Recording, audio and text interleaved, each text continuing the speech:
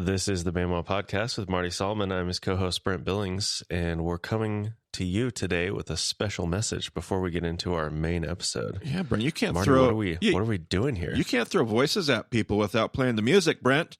What's going on? Well, they'll get their music here in a minute. All right. We promised the music. We got a little special announcement. I made that sound like a bigger deal than it is. We wanted to kind of do like a state of the podcast, like what's going on, what's coming, all that kind of stuff. And it's probably a good time, Brent, to start by just saying, hey, we'd like to issue a session 6. A lot of people have found our podcast because of the chosen episodes or whatever, and they just kind of like started listening. And that's great. Session 6 is an okay place to do it. But we like to remind people on a regular basis that this podcast is designed around a main body of work, which is really the first 5 sessions, what we call sessions, what you may call seasons. The first 5 sessions is really a walkthrough of the entire scripture from Genesis to Revelation. And then session 5 was it was a short journey through church history. And that's kind of, we consider that kind of like the body of work. Like that is the chunk that represents what Bema is. And we try to recommend to people who are new.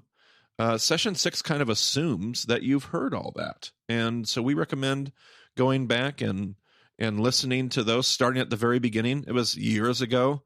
So before COVID, before the world was, as crazy as it is today. It's a little time warp, but we recommend people go through there and just listen to the material. Brent, what would you add to that? Well, I would say to start in the beginning, you do have to start at episode 0. That is kind of the where we lay out the framework of what we're talking about. The Bible itself starts at Genesis 1, so we like to start our episode 1 in that same place. But there is episode 0 that kind of lays down a few structural differences between Eastern and Western thought that will help you as you go through the rest of the journey. Yeah, absolutely. That's good. So let's talk about the state of the podcast. First of all, where are we at? We're in a really cool place. We've added new voices to the team. Everybody's gotten to meet Elle and Josh and Reed and these new voices that have been added. And the reviews are in, Brent Billings. People have voiced, they've used their voice. They have let me know their opinion. People love the team. I wouldn't say it's unanimous, but nothing's unanimous these days. Some people are concerned that I'm going away. Brent, do you know of any plans for me to go away? Are you guys trying to oust me? No. Okay. All right. Well, no, definitely not. All right. Well, there we go, everybody. Marty, I've been riding the Marty coattails for a long time, and I don't think I'd get much further without you. So no. Now. But yeah, no, I'm not going anywhere. I'm very much a part of the team, and we'll continue to have a very heavy presence here on the Bema podcast. But this does allow me to have a little bit more freedom, and for the team to have more diversity of thought, and that is beautiful. So that's awesome. And we want to talk about what's coming. And part of what's coming is more of them. So you're going to keep hearing Reed and Elle and Josh. And part of what's coming is more interviews. Like we've been setting up a whole bunch of interviews. And part of what I love, Brent, is session 6 is so different. And so every listener is different and unique, and they all like different things. And so, the interviews are just where it is for some people. And the Midrash episodes and the deep dives and the topical, like it just, everybody loves some and hates others, and it's all different for everybody. So session 6 is always giving people, it's like a little surprise. It's like a little surprise of things that we love. Yeah. And I think the emphasis is not that you are going away, but that we want to emphasize that it is not a cult of Marty. That's right. It is like sessions 1 through 5 are a particular set of teachings that you have put together, but you got those from other voices, and there are new voices who can speak into the conversation as well. And so we're bringing some of those voices into the podcast. Yeah. We don't all, like the 5 of us do not agree on everything. Absolutely. By any stretch of the imagination. Right. And so like it's just another way to bring more perspectives to the table. From the very beginning, we have brought perspectives that we don't agree with to the table, just so everyone can see all of the conversation that's taking place around a given subject, and people can learn how to think and learn how to make their own decisions and find their own convictions about things. Well said, Brent. Yeah, no, I love it. And so we've been working on getting more interviews. We've been working on, I want to do we're going to do a little mini series before the year is done on at least 3 or 4 episodes on spiritual abuse. We're not going to get like super deep into that. I'm not an expert. I'm not going to pretend to be, but just some things to be thinking about and to be, I'm excited about that series. We got all kinds of fun things coming up. And then the turn of the year, Brent, the whole team, we're going to start going through at the turn of the year. We're going to start going through the Gospel of John, verse by verse. Verse by verse, people asked, we delivered verse by verse of the Gospel of John with Reed, Elle, Marty, Josh, Brent. The whole gang is going to go through the Gospel of John, and that's pretty exciting. And we even got some more surprises, Brent. Things we're not going to tell people about, right? We haven't. Things get a little fuzzy, but we have lots of ideas, lots of plans, and we're gonna get there. Fuzzy things, absolutely. So that's all that's coming. And the last thing that I would just say is just every now and then we like to come back and say thank you for all of you who financially support our ministry. It has made a difference. Those financial asks really started in an effort to bring Brent on board, and that happened years ago. And he's been full-time, and that's been incredible. But that financial support that continues to grow enables us to do more things, to continue to keep our equipment where it ought to be, to continue to add video content on like my YouTube channel, to now add more voices, because Elle and Reed and Josh aren't giving us, we wouldn't ask them to give us those services for free. And so while we can't employ them full time, they are not on the team with Bema as full-time employment. We are able to pay them for that. This is just good. It's the right way to do it. It's exciting. And there are so many of you just giving $10 a month, $20 a month. And then there are some of you that just give unbelievably, like just amounts that blow me away. Your generosity is incredible. For all of you that give a small gift that you probably think is insignificant, it's not, because there's so many of you giving those gifts. And while I'm here, I'll just say we could even do more. And I know how many people are listening, and I know how many people are giving, and I know just how many more people could help us do what we're doing. And that's not a guilt trip. This podcast is not monetized on purpose. We've intentionally had conversations about that. We do not want this to be something that you have to pay to access or feel guilty about using. The study of God's word is going to be free here at Bema. Always will be. I think I can make that a promise and a guarantee. I sure want to make that a promise. But for people that are able to just even give a little bit, when there are so many of you listening, it makes such an incredible difference. And we could just keep hiring more people to do more things and provide more infrastructure for all of you listening to Bema and more content. And it's just cool. So I say thank you to all of you who give. We've got a link in every episode, Brent, that people can click on to support us and set up a recurring gift or a one-time gift. We always have that link in the show notes. Or they can just go to the website, BemaDiscipleship.com, and there's a tab there that says donate.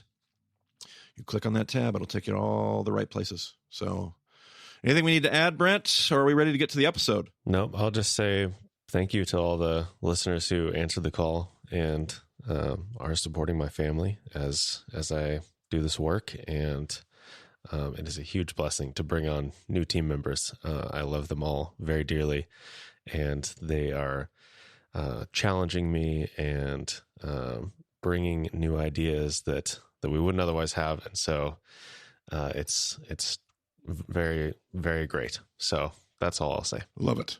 Well, I think it's time to hear from today's special guest. My wife is back to join us. It's going to be weird, Brent, because I start that episode by saying you're not here. Yeah, not join us. I'm not actually on the rest of this episode. So that'll be weird. They just heard you and now they won't hear you. But that's all right. That's all right. They'll get over it. All right. Well, away we go to our episode.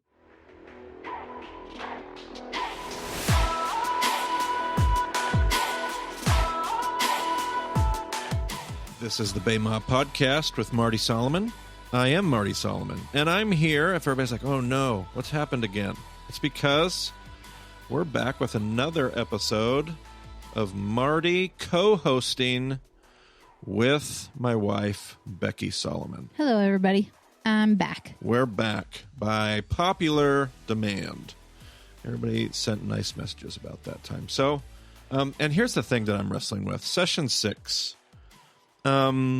We try to plan. I'm a planner. Becky, am I a planner? Yes, very much so. Like dysfunctionally a planner? Yes. Yeah. Yes. Like I have to plan so much. Our marriage is definitely, we had to get used to that very early in our marriage, the need for me to have a plan. No doubt about it. And I take that approach to my work. So session 6, we try to plan out session 6. Brent's got a spreadsheet. And we do. We're always like, we're recorded ahead of schedule, all those things. But I am having a heck of a time knowing like where session 6 is going to go. And I wasn't planning on doing another episode with Becky for a while. That wasn't where I was going to go. And so I just have to be more comfortable with, taking the things that come up, going with wherever the Spirit of God has taken, just inspiring us. I don't mean any of that more poetically than I just mean like I can't plan out where we're headed. And so I'm just getting more and more used. And so we had, things are on my mind, things are on my heart, things that keep coming up. And I'm like, well, why not do an episode about that? I didn't plan it. But here we are with an extra day and an opportunity to do an episode. And so one of the things that we're getting, I'm getting an unusual amount of messages, questions on our live streams, emails, people just looking for like parenting thoughts. One email saying, I want dad advice. I've gotten a few emails in the last month, I think 2, maybe 3, of people that are going to be new parents and just asking for like, oh no, here's this child coming, my first child. What kind of awesome Rabbi Marty advice can you give me? Well, probably not a ton of Rabbi Marty advice, but it's just been one of those conversations that we've been constantly having. So I thought, we talked about back when you come on, we're going to talk about 3 things: marriage, children, and Judaism. And we can talk about more things. We can break the rules, but those are kind of the 3 things. So here we are. We're doing an episode. You want to talk about parenting? Oh yeah, let's get it. Yeah, let's do that. Okay, we're going to talk about parenting. I'm going to read 2 passages that I wish I could say that like these passages meant something, and I have modeled my parenting after good exegesis of these passages, but that would not necessarily be true. So let's see here. I'm in Ephesians 6, verse 4. Let's start in 6, verse 1. Ephesians 6, verse 1. Children, obey your parents in the Lord, for this is right. Honor your father and mother, which is the first commandment with a promise, so that it may go well with you and that you may enjoy long life on the earth. I suppose there's probably a conversation to be had about honoring your father and your mother. But that's not what I intended to talk about today, but we could do that. But then the next verse, fathers, do not exasperate your children. Fathers, do not exasperate your children. Instead, bring them up in the training and instruction of the Lord. Fathers, do not exasperate your children. Instead, bring them up in the training and the instruction of the Lord. And then the book of Colossians is like a mirror book. It's very, very similar to Ephesians. It has a very similar structure. The content is laid out in the same way. A lot of scholars think that he wrote these 2 letters, Paul, at the same time, because they're just so very similar as far as like letter design and structure. So let's see here. Very similar. There's a verse here. I'm in Colossians 3, verse 20. Children, obey your parents in everything, for this pleases the Lord. Okay, very similar. And then another similar verse, verse 21. Fathers, do not embitter your children, or they will become discouraged. Children, obey your parents in everything, for this pleases the Lord. Fathers, do not embitter your children, or they will become discouraged. So let's do some let's do some context work on these passages just to set the biblical context of what's going on here. So do you want to do that? Do you want to take that away? The context of Ephesians and Colossians? Sure. Sweet. I did that to her on purpose, everybody. She said the last time we talked, we just got in here and just talked, and I didn't give her any notes beforehand. And I'm a note person. I want to think about what I want to talk about. She wanted to know. Can you believe that? She wanted to know what we were going to talk about before we talked about it. I know. You asked me on the spot, and everything in my brain just disappears. And I'm like, sure, that sounds good. So I purposely just asked her to do the context work on Pauline letters, just so that she would look at me with that panicked face. It was great. So a couple notes of context here. In the Roman world, Rome, it would not be uncommon for different Roman propaganda, Roman instruction to go out, kind of like cultural Roman, from everything from government to other leaders, civil leaders, giving kind of like instructions about what it means to be a good Roman household. Now, in those kind of instructions to good Roman households, they always had instructions. As far as I'm aware, we don't even have an exception to this rule. When the empire sent out the order, it was always from bottom to top. So it was always instructions about how wives were supposed to treat their husbands, but no instructions about how husbands were supposed to treat their wives. There was instructions for how slaves were supposed to treat their masters, but no instructions about how masters were supposed to treat their slaves. There was instructions for how children were supposed to treat their parents, but never top down, always bottom up. And the idea was that there was an honor system, and you could trust those in authority. You were supposed to trust all those that were like leading, but there was never any instruction about what you're supposed to do going down the ladder, only instruction going up the ladder. That's what kept the Roman system strong, was always making sure those on the bottom were serving those above them. That's empire. So these passages that often make us super uncomfortable in our world today, because they seem like, ooh, we don't like the passages about wives spinning to their husbands or children or slaves. And yet one of the things that we need to understand about the context of these letters is that what Paul is doing is something very countercultural. Like they would have expected a verse about wives. They would not have expected husbands, love your wives as Christ loved the church, for this is on. Like that whole section, like what? There's no up and there's no up and down. There's only up the ladder, and yet this kingdom goes both directions. We treat each other. And that doesn't pop off the page to us when we read it the same way that it would for them. So when you read something about children obey your parents, okay, yeah. But then parents, don't exasperate your children. Like that in and of itself. There's actually I think it was Cicero. Do you know? Was it Cicero? Mm-hmm. I think so. This is so much fun. I'm going to start making stuff up. Oh, so much fun. I think it was Cicero, Roman senator who would write these Senate speeches, these great political orations. And I believe it was him that told this story. I think a lot of us are familiar with, in 1 Corinthians, Paul talks about the church being a body. You can even contribute here. What do you remember about this passage about, we are the body of Christ, and the foot cannot say, she's giving me that look, I don't belong because I'm a foot, because I'm not an eye, because I'm not an ear. Every part has its function. This is ringing some bells for you. Yeah.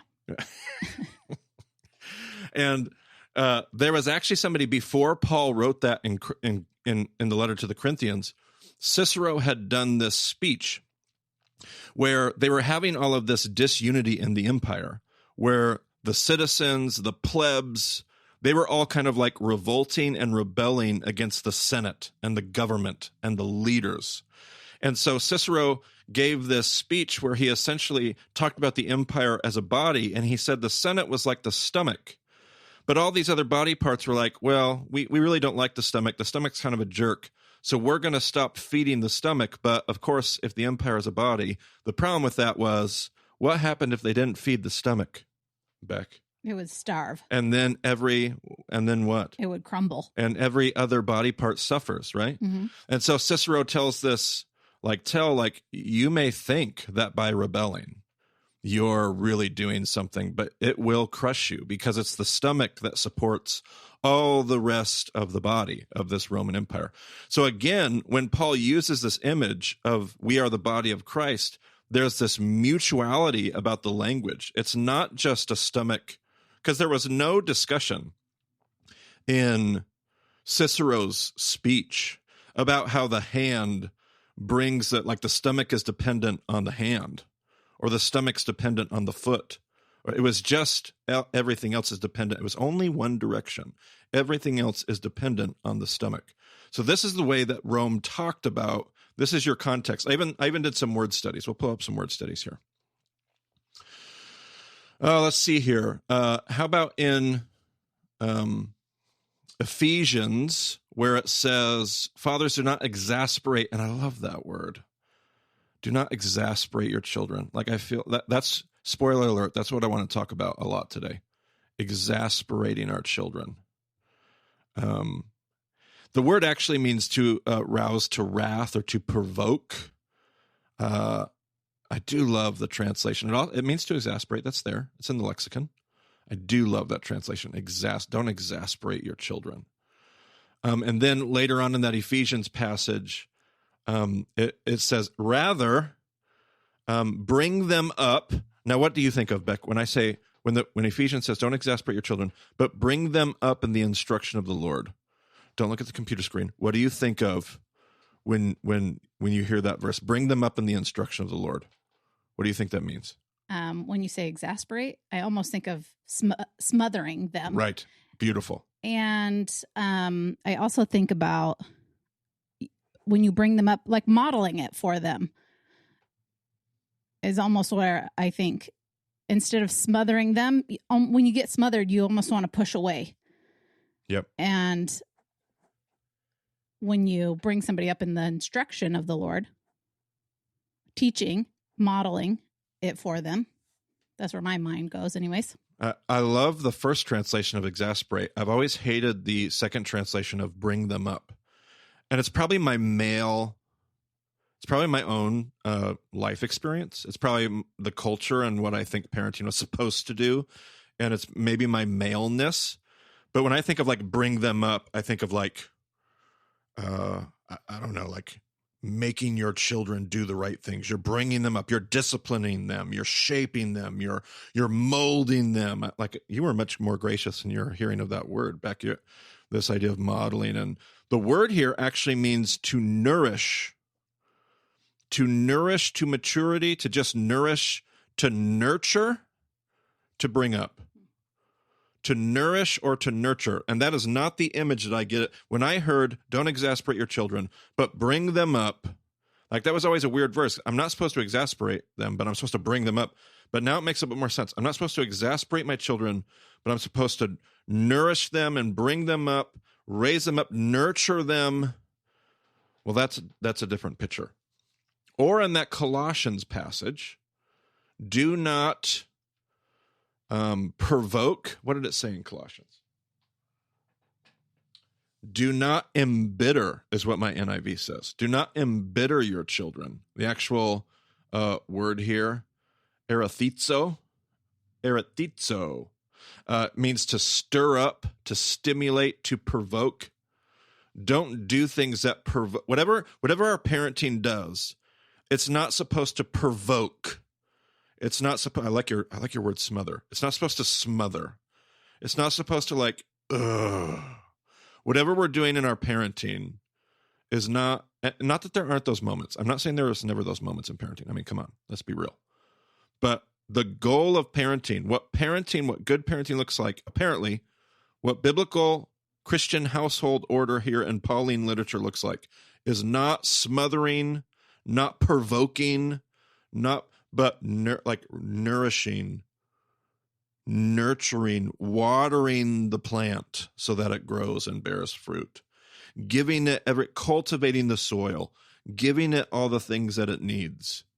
Not just the pruning, not just the grab a stick and tie the plant to the stick so that it grows straight, but there's a nurturing, a nourishment. There's a place for all those things. So don't embitter, don't provoke your children. What's the next one here? Othmeo. Let's see here. Or they will become disheartened. What did my NIV say? They will become discouraged. Yeah, that's a good translation. They'll be disheartened, dispirited. Don't provoke your kids, or they'll be dispirited. I think this is part of what I do, especially with our son. I do this. And you know what I was thinking when you were saying all this is that it's easier to lash out and provoke. It's harder to nourish and encourage and have patience to nourish your children and bring them up. When you're angry, it's easy to do these things. So it's training yourself, having discipline yourself as a parent to take a moment, be patient, and realize you need to teach them in that moment rather than lash out and provoke and smother them. Yeah, I like what you said about deflate them. I like what you said about disciplining yourself, because parenting as partnership would maybe be a phrase I would marinate on. Like if I learn anything from the context that I just shared, it's that the Roman household system is top-down hierarchy. The Christian household system is one of much more equity, much more mutuality, much more like it's much more of a flat economy. And so parenting has this partnership, not that you're peers. You're still the dad, that's still the child. You're still the mom, that's still the daughter, whatever. But there's more of there's a relationship that you're engaged in. There's a mutual engagement of you're learning and I'm learning.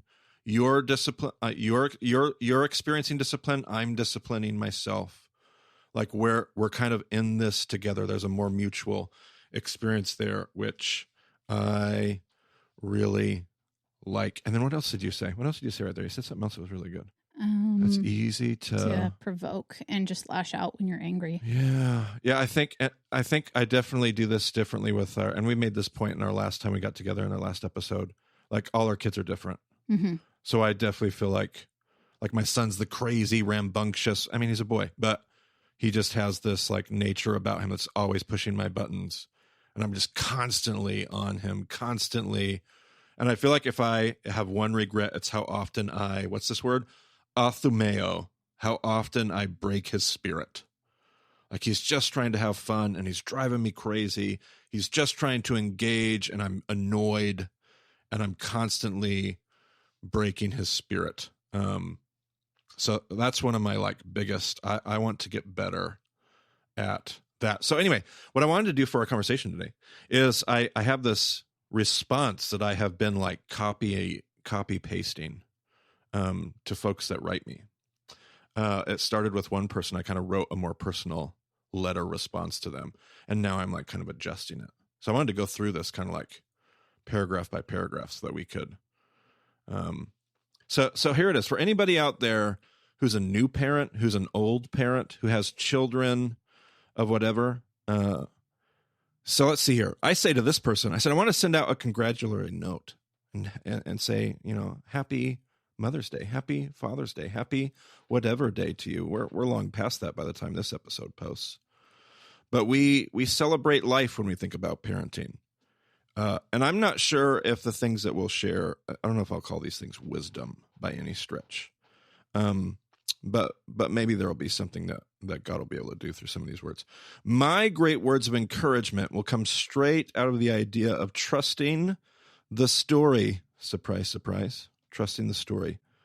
The fact of the matter is that you already have everything you need to be a great parent. You already have everything you need to be a great parent. Don't ever forget this.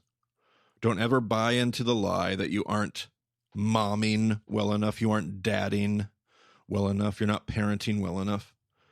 That is where we'll make our greatest mistakes. This goes all the way back to the book of Genesis. Like sin arises because of fear and insecurity. When you're afraid that you're not parenting well enough, that is where you'll make some of your greatest mistakes. You already have everything. It's not an issue of knowing more, of getting one more podcast, of getting one more tidbit of insight. You have everything you need already inside of you, and you need to trust that as you go to parent, because when you work out of that insecurity, that's where you're in a dangerous place. What do you got to say about that? Yeah, I was just thinking fears from your past. Like, I don't want to be like my mom or like my dad or parent like they did and make those mistakes. Right. Like parenting out of fear. To parent out of reaction Yeah. of something you don't want to be rather than parenting into something you do want to be. I like that. We have you should tell them about your little penny thing that we do. Oh, yeah. Where did we find that? Did I find that or you found that? I found that and gave it to you as a Mother's Day gift, I think. Yeah, one and year. it was like a little blog post. Uh-huh. And somebody was sharing about, I think it was a mom who was sharing about how she wanted to be mindful of her investment, is what she called it, investments into her children. So she had a jar that started out empty. That was called investments. And then With each child has a jar. Mm-hmm. So we have Ezekiel and Abby, both of them have a jar that started out as empty. And then a big jar. Yeah, the big jar said investments and it was empty, but each child had pennies in it. And they each had... You understand this better than I do. I was shaking my head at her. I know. You've got it backwards, but she was right. I know. I should have known that. So they each have a penny for each week, well, of the year, but for 18 years. So there's 50. At the beginning, whenever you had a kid, you would put that many pennies, whatever it is, 18 times 52. Right. A penny for every week of their life until they're 18 years old. Until they're 18. And so I put it in every Sunday. I take one penny out of each jar because I have two kids.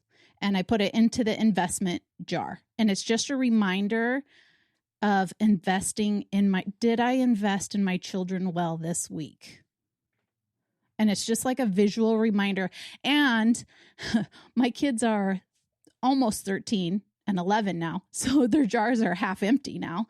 And I'm looking at it like, oh my gosh, their jars are half empty. I only have, more than half empty. Yeah. 9 is halfway. So it's a very good reminder for me that am I investing in my children well every single week? And there's a blog post that we actually printed out and it sits by so that you can be reminded, you can read it when you do it. But part of that blog post that I wish I had a link to it and I'd throw it in the show notes, but I don't believe I do. If I can find it, I'll give it to Brent and he'll put it in the show notes. But part of this blog post says, there will have been moments in that week. It's one penny for every week. Well, during that week, you've had some moments that you probably wish you could take back. Mm-hmm. Maybe whole days that were just absolute disasters. Mm-hmm. But you probably had more moments where you made, you were self-sacrificial. You made sacrifices. It went good.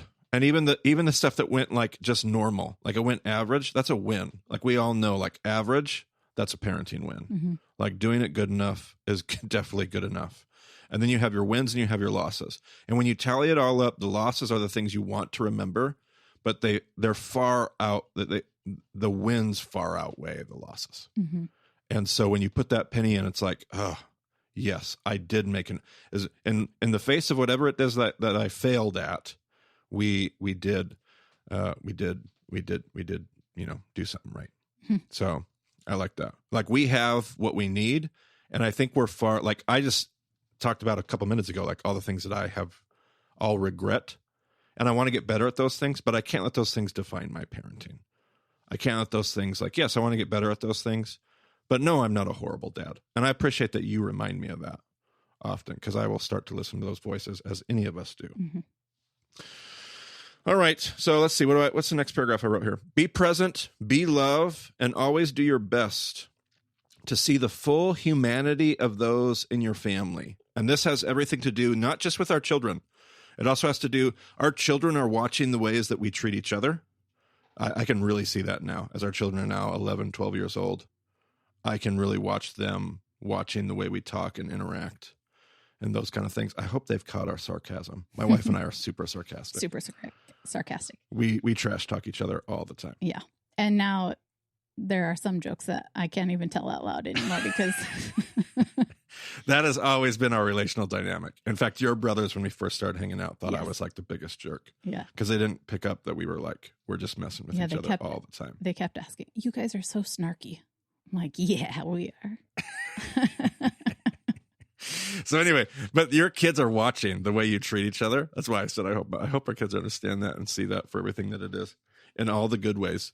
But they're watching how you interact. So if you're a mom, if you're a dad, your interaction with your family is about seeing the full humanity of your wife, of your husband, of your children. And the goal of those relationships is to help others see who they truly are. Because we don't ever get to see, like, we can't see on our own who we truly are. We're always going to have a screwed up, clouded, insecure, dumb image of who we are. It's never going to be, but with the help of other people, that's what makes family. That's what makes marriage. That's what makes parenting such a beautiful thing, is these are people that are actually holding the mirror up to us going, no, this is who you actually are. So your job as a parent and as a spouse, but as a parent, your job is to help others see who they truly are, the identity that is buried inside of them that they sometimes doubt exists at all. This is what we get to do, like, every day as a parent, is look at our children and go, I know who you really are, and I want to call out of, I want to, what was the word? Nourish, nurture, build up. Fathers, don't exasperate your children, but build them up. This is at least in part in our modern language, what I believe Paul could be talking about when he uses this word to nourish and to nurture and to build up. Like, call out of them what and who they are and say, that is good, that is true, that is who you are. That's what parenting should be more of that than it is, don't do this, don't do that, make sure you don't do this, make sure you don't screw that up, make sure you don't make this mistake. But I feel like when we parent out of fear, that's where we go to. Yeah, and I would just add, like, say it multiple times. Don't call it out of them one time. A person needs to be reminded of who they are, even daily. I like it when you remind me things daily. You're beautiful daily, because I'll forget. And then I'll be like insecure again and act out of that insecurity. But if you remind me, it's not just, remember when I told you that? Oh, right. Yeah, last year. No, we need to remind each other daily or very often of those things. Right. All right, here's my next little paragraph of notes. I think if I were to boil down my thoughts about my goals as being a dad into a few points, it would be this. Make sure that your children don't hate themselves. Love them most when they love themselves the least, which is usually like what? When they make mistakes, when they're struggling with, and our kids are going right through that time right now, like middle school, puberty, and boy, love your kids the most. Make sure your children don't hate themselves, because that if you leave them up to themselves, they will hate themselves. Mm-hmm. We all will, but especially in this world that we live in today, surrounded by screens and social media and all these things that tell you this is what beautiful is, this is what great is, this is what significance is. Make sure your children don't hate themselves. Like you have to be one of the voices that's fighting the cultural narrative that isn't necessarily telling them to hate themselves, but will lead them to hate themselves if not nourished, nurtured, and built up in the right way. Make sure your children don't hate Jesus. And that seems like a no-brainer. That's probably the one that I'm most passionate about. I feel like Christian families do not realize, because they're so passionate about wanting to make sure their children are Christians, make sure their children are believers. And when it's all said and done, the children end up hating Jesus. That's why I love the term exasperate, because that's what I think of. Don't exasperate your kids with endless expectations and religious morality. Make sure that when they hear the name Jesus, they think of love, acceptance, rest, belonging. Like, I want my kids, when they think of Jesus, to be like, oh, Jesus. Like, yes. Not like, oh, Jesus, oh, goodness. Or, oh, Jesus, Dad, shut up. No. I want them, like, Jesus, I want to be this sacred thing that when they hear Jesus, they think of love, rest, acceptance, belonging. And make sure that your children see that you love your spouse honestly, vulnerably, full of mistakes that fall into a net of humility, a mattress of humility, a dedication to lift up your spouse to be the most special thing alongside Jesus himself, presented pure and spotless, to quote Ephesians, without blemish in the love of Christ. Make sure your kids don't hate themselves. Make sure your kids don't hate Jesus. Anything you'd add to that? Don't smother them with Jesus. Don't smother them with Jesus. There was something else that was good too. Loving your spouse.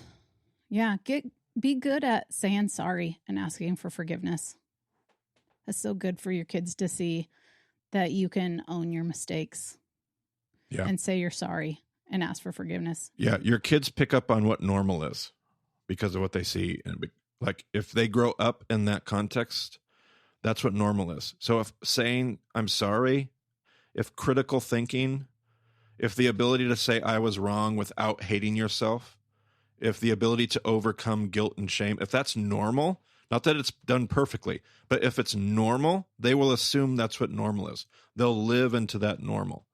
If that's never done in your house, if that's never done in your parenting, well, then they're not going to know how to do it. They're not going to assume it at all. So therefore they're not going to do it. They're going to have to learn how to do that later on in life, like so many of us have had to do. So absolutely, make sure your kids see you go to therapy.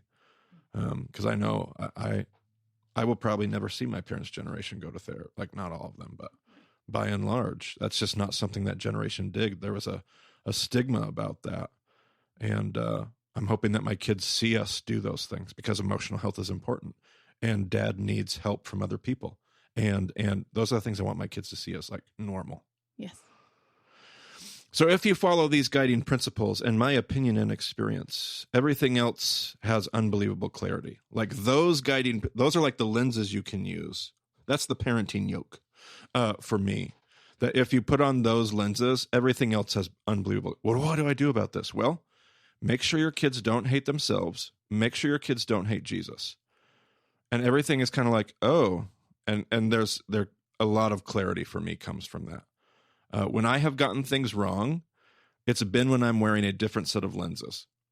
Like when I let my religion, my church, my fears about how to parent my children, when I let my insecurity, my fears parent, there is no clarity. It's something else. When I let my religion or even my church parent my children, things are out of whack. It doesn't. When I let their full humanity, like their identity as who God created them to be, and the person of Jesus guide that, I just feel like a lot of clarity has come to my parenting.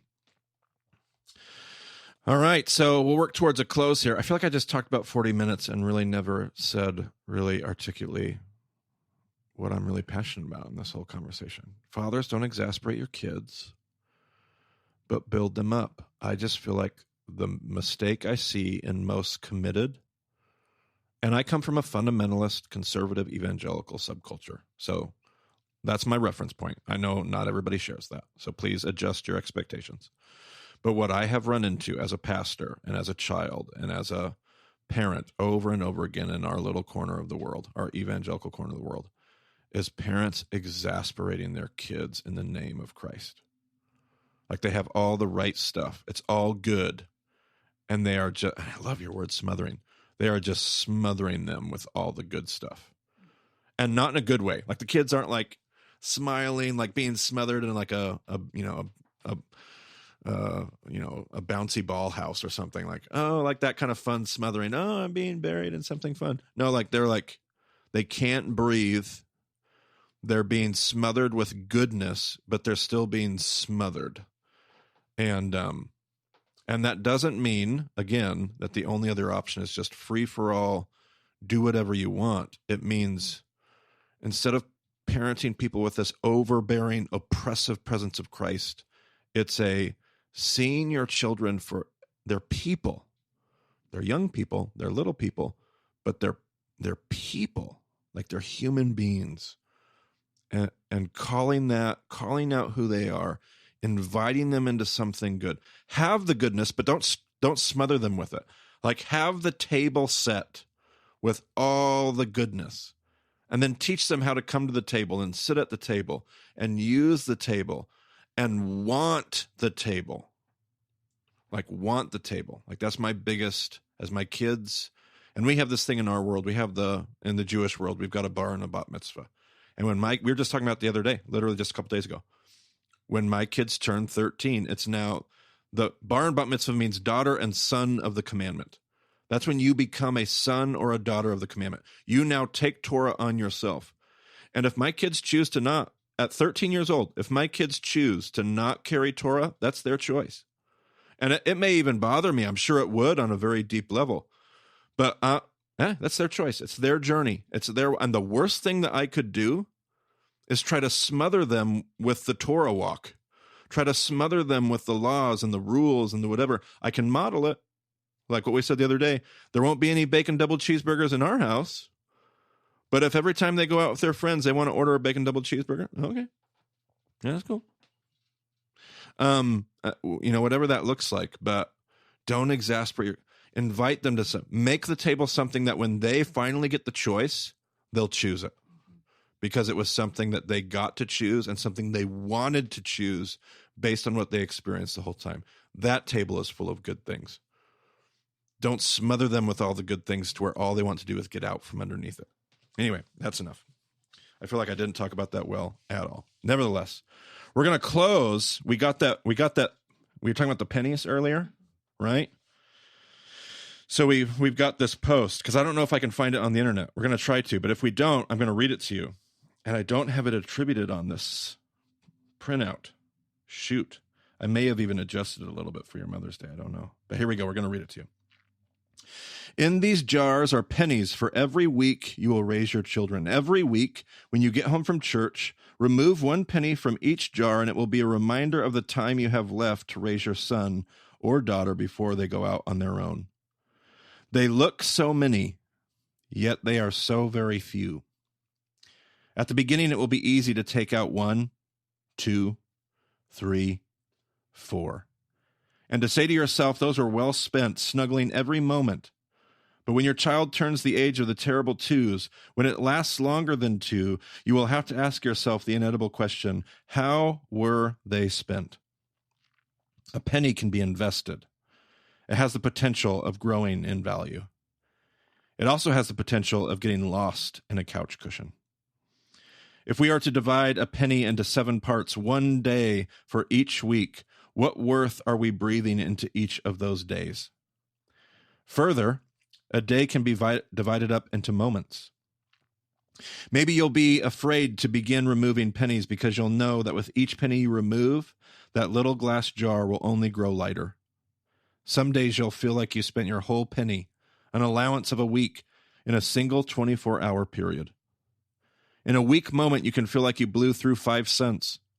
1 slip of the tongue, 1 impatient reaction, 1 missed opportunity to speak truth, 1 fatigued mama feeling the whole weight of failure.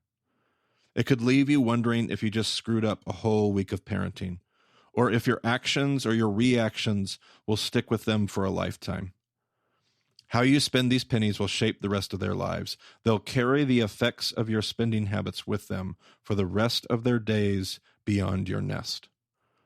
One thing is certain, no matter how you spend each penny, you purchase with it a pile of lessons in motherhood.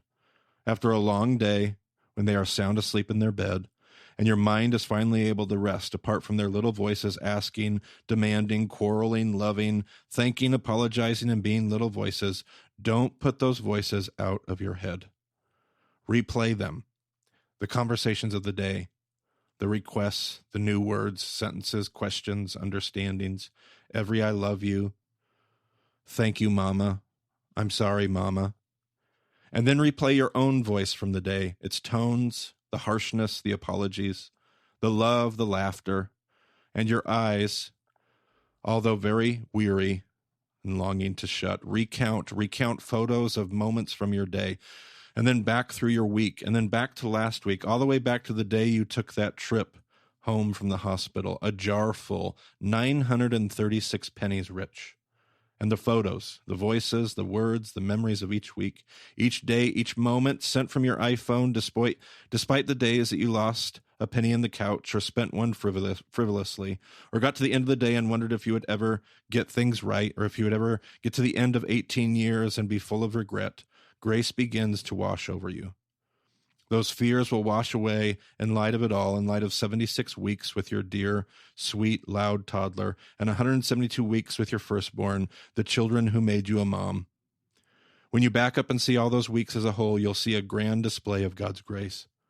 His grace that covers a multitude of wrongs, a grace so much larger than all your tongue slips and raised voice moments. And now, a second jar, a jar ready for pennies. Set the two jars side by side and begin to count. As you withdraw those pennies from that jar, that they are not being lost, they're not being misplaced or tossed out, never to be seen again. They are being invested. They are creating something new, something of great beauty, bravery, and kingdom importance. They are building your children into who God has created them to be. And if we can find it, we will attribute that post to the appropriate person. It is certainly not our own. Pretty good, though. Very good. Very good. All right, everybody. Don't know if that was a coherent conversation today at all, but it's been another great episode. This is the Bema Podcast, and we thank you for joining us today. Boy, I didn't do that right at all. I can't do Brent's job. I tried to. What does Brent say at the end of the podcast? Thanks for joining us on the Bema Podcast. You can find me on Twitter at Marty Solomon. You can find Brent on Twitter at EIBCB. You can find Becky on Twitter, but she never uses it. Did you just say EIB? ECBCI, EIBCB. Yeah, EIBCB. Yep, I said it right. What does the E stand for? There's something behind it. I can't remember what it is. Okay. Yeah, great question for Brent. Brent. The great secret. EIBCB. I know Brent CB. Brent Charles Billings. EI is something. I cannot remember what it is. There we go. Brent, you can feel free to cut that right out or leave it right in there. Or you can insert your answer to the end of that episode. But thanks for joining us on the Bema Podcast. We'll talk to you again soon.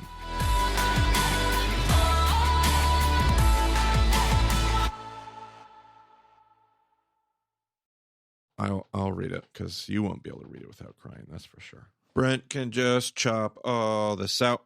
We should have put something funny in there like, oh,